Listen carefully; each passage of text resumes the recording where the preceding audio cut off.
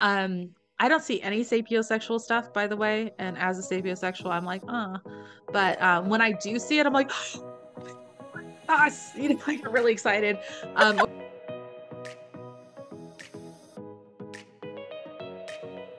Hi, everyone. Welcome to Behind the Booth. I'm Jade, and with me, as always, is my award-winning producer, Heather.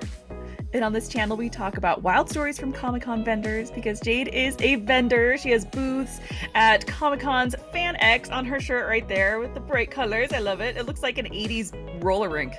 It is super 80s. I love it. So cute. But yeah, so she has booths at Comic-Cons all over the country. So we will have that list up for you guys to take a look at it, see which ones might be in your city. And you can come and say hi and check out her products that she designed all by herself. But today we're talking about something that I really don't know much about because I don't really consider myself an artist. I am a performer. I'm not an artist. So like I'm an artist in that sense, but not like a physical. Don't ask me to draw anything. Charades is a shit show. So, like, I don't know much about this, but about an artist's signature and kind of the different ways that you can put that out there. So, Jade, take it away. So, artist signature. Most people think of a signature thing within an artist is like the physical signature, which we will absolutely talk about. But it's more than just that. It's how you present yourself on social media. What's your signature within your presentation? What is your signature item or piece that you have at your booth that people can count on? So, let's tackle the first one of a physical artist signature. And the one that I was actually taught was by my dad, and he called it a chop. And for those of you that are familiar with kind of the Asian cultures and things like that, or even back in the day when we talked about like a seal that you had a ring and you would dip it and you would seal a letter with it, it's kind of like something like that. It generally is either some letters or a shape or a symbol that is yours. Mine is, first of all, I learned this from Gary Barnes. Do not make your artist signature or anything public signatures the same as your legal signature. Mm, Make sure you don't do that that makes because people sense. will forge it, right? So make Oh, your artist signature something that is easy for you to redo. And as we've talked about this on this channel before, Heather got to meet Richard Karn, and he signed that beautiful mug behind her. And yeah, there it is. And there are people that literally were there to authenticate signatures. So when you get to a point that you're becoming more renowned, which a lot of you out there will, I totally believe that in you. And when you become at the point where people want it for the signature, when you think of things like Kincaid's, when Kincaid started, nobody was really into it until they really realized how cool it was. Like there are people that have Kincaid's that have no idea how much it's worth, but you can see in the bottom corner how he did a signature every single time. So finding your full artist signature, which is the really big, beautiful one you put in the corner, and then your what I call the artist chop. Mine is, it looks like the cursive version of a J and then whipped back like the Nike signature, almost like a whip back shape to make the A. And then I do one more line that makes the L. So it's JLA, which is my initials. mhm. That's what mine is. And I do that on anything that I donate, any small items that I have that people want to have signed, and anything that needs to be verified that it came from me. Yeah. Some people just put it in their business cards, which is totally acceptable and fine, but especially for auctions and things like that. But then once the person takes that out, there's no longer any kind of marking for there. And when we think about markings, I'll just use this example because I love their work. Noritake is a very prestigious version of China. They do bone china. And people will have sets of noritake that they have like the gravy boat and the sugar dishes and like 16 pieces of the bowls and the plates. And it's like a big deal. They'll have had this in their family for years and years and years. And then somebody will break something and then they have to go on eBay to find the piece that they've lost. Noritake has on the opposite side of it a really beautiful signature that all the pieces will have in the same exact spot. Mhm. So it's part of that, you know what you're getting. And you'll find that on a lot of really nice stuff, and especially really old stuff. So that's one thing to make sure, yes, you have your artist signature. I actually got asked to sign something. I was not expecting it. I went to meet Tress MacNeille. I don't know if you know who she is, but she is a Mhm. very famous voice actor. She voices one of my absolute favorite characters of all time, which is Mom from Futurama. the one Ah. that always slaps her kids. She voices like I think she voices the majority of the characters on that show. But for those of you that are familiar with like Animaniacs, she voiced Dot. She's Gosh. voiced a lot of very, very famous things. And I kind of grew up with her voice and had no idea that it was her. So Yeah. I actually stood in line for the first time ever to get her signature. I got I'm so one of proud. my turtle stencils, and I'm having celebrities sign them now for me. And she had voiced a badass Galapagos turtle in one of the Futurama episodes. And so I grabbed one. I brought two just in case the signature got messed up or got broken or something. So I had two. I had her sign one for me. And she's like, "What's your name?" And then she wrote my name on it. I was not expecting that. And she's like, "This is so cool." She's like, "And you invented this, because you get a chance to talk to them." I was like, "Yeah, it's my invention." She's like, "That's so neat." I was like, "Well, do you want one?" And she's just like, "Sure." And I was like, "Yeah." So I Oh, took my other one out of my bag, gave her the other one, and she's like, "Will you sign it for me?" I was like, "You Jade. want my signature?" She's like, "Yeah, you're an artist. I love to collect things from artists." Oh. And so I did my artist signature on one of the fins. This is the fin of the turtle because it's a sea turtle, on one of the fins of the turtle, and gave it to her. And as I was leaving the line with my little sign thing, and I'm holding it, because they sign Yeah. it with paint pens, so I don't want it to get smudged. Her manager, I think is what they're called. Her manager stopped me. He's like, "Thank you so much for doing that for her. She has a whole wall in her house just of things that people have given her." Oh. And he's like, "That means so much to her that you signed it, and it's a one of a kind." I was like, "Oh, well, I'm happy that she's happy. Yay." I'm like, "Coolio, I've got to get back to my booth because it's closed and everyone's here. But it's great talking to you." But I had never been asked to sign something before, especially not from a celebrity. I was like, Yeah. "I'm sorry, what?" Because I thought she asked me if she wanted me to sign or her to sign it again. I was like, "No, I Yeah. got mine." And so it's important to have those because you never know who's going to want it and who's going to have it as valuable. So that's the first thing sure I wanted to talk about. Hmm. The second one is what we call your social media signature. So we have a lot of people that do social media. There's different social media experts out there. One thing that I was taught by Holly, and she is one of the top social media experts of her time, was having something that people can count on. That's why people subscribe to you. You subscribe to the Disney Channel to see stuff that's like happy and kids and bright and adorable. That's why you have that channel. If you sign up for something like HBO, you want like gritty and cool and DC, and so you have an expectation when you sign up for certain channels, let's just say on a Roku. When people sign up to follow you on your social media, they are expecting to see similar content. Now, not the exact same. You need to be very clear on that, but similar content, something that has your personality. One of the people I follow is this guy that takes old recipes. I think his name is Dylan Hollis. B. Dylan Um, Hollis. He's the Dylan best. I Hollis. love him so Yes. much. Yes. And so I watch him because I know every time he's going to get really excited, be honest about the recipe, make cute noises, and he just perks me up. I also subscribe to Aussie Man, because he has animal videos on his stuff sometimes and he voices the animals. And I always thought that was so cute. And he's Australian and swears a lot. And so I know kind of what kind of comedy I'm getting into.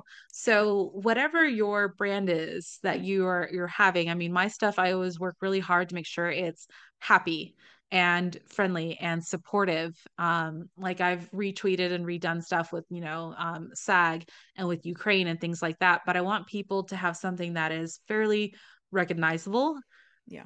as a part of my brand. So they know that it's my channel, that it's my social media. And then I always, always, always hashtag in Tokyo Dog Designs, which is my information. Now people say, "Oh, you don't have to do that because your at symbol will blah blah blah blah blah, show that your channel." But I have people that when they buy stuff from my booth will sometimes wear it and then tag me back under Tokyo Yeah. Dog Designs. So if you start typing that in, you're going to see not only my products and things that I post, but what other people have posted. There's this, oh my gosh, she's just gorgeous. There's this beautiful person that does Ren Fair stuff, and she dresses as an elf. And she has, Heather's the Lord of the Rings person here, so I'm gonna have to rely on her on what these things are called. But those little capes with the little claspy thing of the leaf, Yeah, they're just that like kind of stuff. the like The hobbits wear those, but yeah, they're just Yeah, and cloaks. she has one that's like, yeah, and she has one that's like all elfy and she has the red hair and the pointy ears and all that. And Cute. on her bust, where she pulls the thing together and it does the little rufflies, she put one of my pins. So that way at the Ren Fair, people knew um her representation. And because it's a flower, it fit within the theme of that crap. Yeah. So, and I'm not a cosplayer. I probably should, but I'm not. I don't do a lot of fairs and things like that. I mean, I'll dress up for Halloween and things, but I'm not of that culture. So I don't want to speak into it when I'm not there, but Heather is. And so, anyhow, having that representation there. And of course, my pins don't damage clothes because they're magnetic. But she tagged me in and she didn't tag me in as at Tokyo Dog Design. She hashtagged me in. Yeah. And so now when people look at stuff, they're going to see people that have paid for my product, posted on their social and have modeled it for me. Yeah. And I was like, that's great. So having your social media signature, not only in presentation, but in the physical words that are used, Hmm. is super important. Additionally, if you're using a website, which a lot of us have, specifically things like Shopify, there's a place in Shopify where you can put in hashtags of products. And so Oh, I cool. hashtag in Tokyo Dog Designs every time. So that way it pulls from other social media and other locations and Hmm. other people's pages to help find my stuff. So that is the second part. Do you recommend with that like signature hashtag it be your business name or like Oh, I don't know, because I think I've seen some people that have like if they have like a tagline or if they have like something very specific, like could it be like because if you're I don't know, mine was like Heather Rose Podcast Productions. I'm like, I don't want to hashtag that every time. Good Lord, that's like 30 characters. It's like a tweet. Like, oh my gosh. So, I mean, they could have something that's just for them, right? yeah. So my friend Raquel, her business is RMB Pins, which is very short. And she Yeah. does RMB always in caps and then pins lowercase on her hashtag. But a friend of hers is, I think it's Cozy Cat Muffin, I think. Cute. Factory, Cozy Cat Muffin Factory. And I think hers is CCMF or something like that. Yeah. But I always tell people with hashtags, like Google it first, see what comes Mm. up, because that could be a community college. Could be like Colorado Oh. Community College of Muffins and Factories. Like, I don't know, like it could be something like that. So, see what it is. But there's Yeah. nothing wrong with coming up with something short, coming up with something that has numbers in it. I'm not a huge fan of numbers, but because I can't do them. And that's, I guess, fairly common. I had no idea. But yeah, if you can do either initials or a tagline, like what Heather was Yeah. saying, you can absolutely do something like that. What is your Nerdy Girl podcast one? Is it the full thing? Yeah, it is Dirty Girl podcasts that I do for that. And a lot of times it's also like just Nerdy Girl. I mean, I have a Yes. few. Like I actually do Mhm. have a few because I kind of want it to be everywhere. Just Nerdy Girl podcasts or like I think one of them is like Daily Nerdy Girl, something like that. Yeah. Yeah. Because you do your daily shorts on TikTok and I such. was, And yeah. I'm Yeah. very supportive. I like them, but I can't say I watch all of them. I'm just like, oh, it's Heather, like, and I move on. But I'm really That's how I bad am about usually being too. on social. And when I see my other friends that are on social media and have like, let's say they posted something new with one of their products, I'll like that as well, just to help get traffic and support for them. Yeah. Um, and that's where we're going to kind of segment into, which is the signature product, signature Mm. product. So I technically have two. I have the stencils and then I have the pride pins. And those are kind of, and it's interesting how I do my booth. I didn't do this on purpose, but I'm super proud of myself now that I realized it, is that I have two towers that make up my booth. And so I have a tower of the stencil stuff and I have a tower of all the pride stuff. Yep. These are my towers right here, if you're seeing them. I was doing that too. Um, let's just both do this, and the people will think whatever they want when they're not watching this with the sound on. Oh no. But I have the two signature products there. But my signature products are, at least on the Pride thing, is that I have a cherry blossom custom design of the Pride flags. People like them because they're subtle. People like them Mhm. because, and I say this to people when they're like, well, how do they know, what it means? I was like, well, do you know your high school colors? Yeah, it was black and gold. Okay, so if you're in your hometown and someone's wearing like a black and gold sweater or a black and gold hat, might be for your school, right? They're like, oh yeah, I'd assume that. I'm like, kind of the same thing. Yeah, it's These one of people those, if have, you know, you know. Like, yeah, you know. So these people already have their flags. They already recognize the colors. Like I've seen things, especially the lesbian colors, where they'll have like earrings that have the different color beads on them and then like a heart. And it's yeah, the lesbian flag because it's in a yeah. certain order as well. And so we just kind of know when you see stuff. I don't see any sapiosexual stuff, by the way. And as a sapiosexual, I'm like, but when I do see it, I'm like, us, I get really excited. Or if I see something weird where it's this really ugly graphic, I have to say, like it's really gross, but it's of a pair of lips licking a brain, like a pink Gross. brain. I know, and it's a cartoon, but that's supposed to be one of the sapiosexual ones. I'm like, ew. Can we make something And better? I'm like, that's That's gross. gross. First when I saw it, I was like, oh, maybe it's a zombie thing. That's what I was thinking it was. And it's Yeah. like, and it said sapiosexual underneath it. I'm like, Oh yeah. no. Oh no, Ewy. But when you know, you know. So I have a friend, we're gonna go back to Raquel with R&B pins. One of her signature pieces are boba teas of different colors and various cartoon characters like Pokemon or things like that, or anime characters sitting with their feeties out and drinking the boba tea. And they're little pins. And she's like the only person that does those. And if you want a cute pin, you know to go to her. And Yeah. they're made out of that metal that I can never remember the name of. I used to want to call it laminate, but it isn't. But Aluminum. it's a very specific type of pin. And she also sells stickers. And her stickers are guaranteed to be, I believe, waterproof, um, like sunproof almost, where they won't fade. And they Yeah. can go on like cars or water bottles or whatever. They're like all weather. Nice. Um, and they're super cute, but they'll be of those characters. Or I have one that is her ally boba tea, where it has the colors of the Pride rainbow and that has the boba tea with the face, and it's like, because that's what the boba tea face looks like.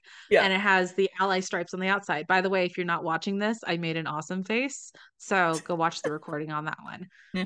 But I have one of her pieces and it's very signature to her. So some people will have their signature products that you can go to their booth and count on. And she has people go up to her all the time and be like, "You're the boba tea pin person, right?" She's like, "I am." And she's all like, she's tall, and has like the big green glasses, and all of her stuff is that lime green. We talked about her in another podcast as well. She's got great branding, great marketing. She's really got her business down, and she's been doing it for a while. So she's a reference that I use a lot. They'll be like, "Do you have a Charizard or Charmander?" She's like, "I do." And then she'll point at it or know where it is in her thing and show it to them and be like, "It is $10 or however much she charges." I want to say it's 10, or it might Yeah. be 3 for 21 or something. I can't remember. And they're just like, "Oh, okay." And then they just give her money. They're just like, "Here's my money." And then they buy the thing. So, but they knew what they were kind of looking for. And she'll go to Yeah. conventions and people be like, "I remember you here last year and you said you're working on an ally cup. Do you have it?" And she'd be like, "Yeah, I just got that one in." Because that's what I was asking her for. I'm like, "Give me the ally boba tea cup," and I made the face. Um, that again is on boba tea. So people are looking for signatures in more than one way. So they want to have like a physical signature to recognize. They want to have your marketing and branding something they can count on. And they Mhm. also want signature products that they know that they can go there and always get. Yeah. And it's important to figure out what works best for you. I feel like I say this in every episode, but it's so true. It's a very personal thing when you're running this business of something that you love. Like it is a very personal thing to have that branding. And so like like what if Raquel hated lime green? And then she picked that and then she'd be like, "Wow, I hate my life now because I'm constantly like covered in this color that I hate." Obviously, she didn't do that. Like Yeah. make sure that don't just do something just for like because you're like, well, this will grab people's attention. Like, do something that's Yeah, like also going to feel yellow. right. Oh, Ugh. Well, and so many people don't look good with yellow that like, but yeah, like do what works for you because that will also come across in itself. And when you find your signature that you can do and you can do it easily, don't like she said, easily replicable. You can't just like be like, oh wait, how do I do this? While people are asking you to sign something and you're like, wait, let me practice on a paper first. Like you can't do that. So find something that works for you and feels comfortable for you. thank you so much for watching this episode today. And a very special thank you to Nerd Girl Podcast for producing this episode. We'll see you next time.